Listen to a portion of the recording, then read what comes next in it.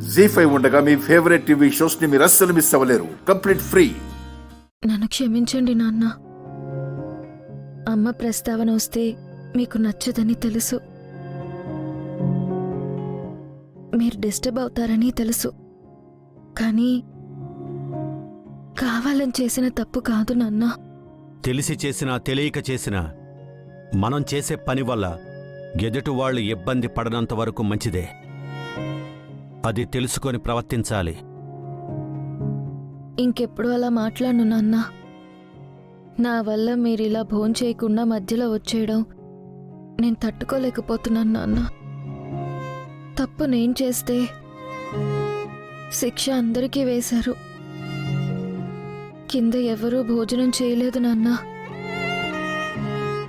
ఇంకెప్పుడు ఆ మనిషి ప్రస్తావన తీసుకురాకు. నువ్వు ఏం కోరుకున్నా నీ ముందుకొస్తుంది.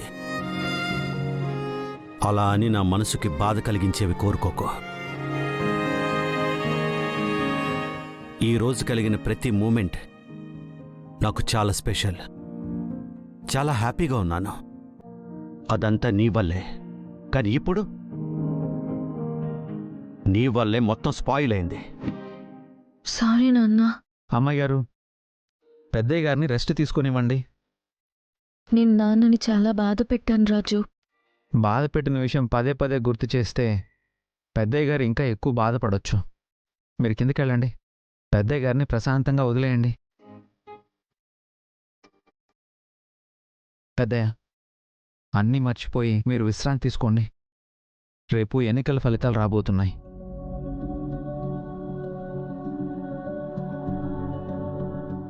నువ్వు చెప్తుంది నిజమా రాజు? అవును చిన్నయ్య, రేపు విజయోత్సవాలు జరుపుకోవడానికి మీరంతా ఇలా ఉంటే బాగుండదు. ఏంట్రా నువ్వు ఒక పక్క గెలవకుండానే విజయోత్సవాలంటా? మరీ ఇంత ఓవర్ కాన్ఫిడెన్స్ ఉండకూడదు. రాజు చెప్పిన దాంట్లో ఓవర్ కాన్ఫిడెన్స్ ఏముంది తమ్ముడు? ఈసారి నీ గెలుపు తథ్యం. నువ్వు కూడా ఏంటక్కా? నేను చెప్తున్నాను చూడు తమ్ముడు, ఈసారి ముందు కంటే ఎక్కువ మెజారిటీతో నువ్వే గెలుస్తావు. నీ ఆశీర్వాదం ఉంటే చాలక్కా. సరే తమ్ముడు, నువ్వు విశ్రాంతి తీసుకో. మీరందరూ వెళ్ళి పడుకోండి. పొద్దున్నే హడావిడి మొదలవుతుంది. పదండి పదండి పదండి, తొందరగా వెళ్ళి పడుకోండి. రేపు స్కూల్ ఉంది కదా. ఎవరు చెప్పారు రాజు రేపు రిజల్ట్స్ వస్తాయని? ఎవరో చెప్పడం ఏంటి అమ్మాయి గారు? అది ఎలక్షన్స్ జరిగినప్పటి నుంచి తెలిసిన విషయమే.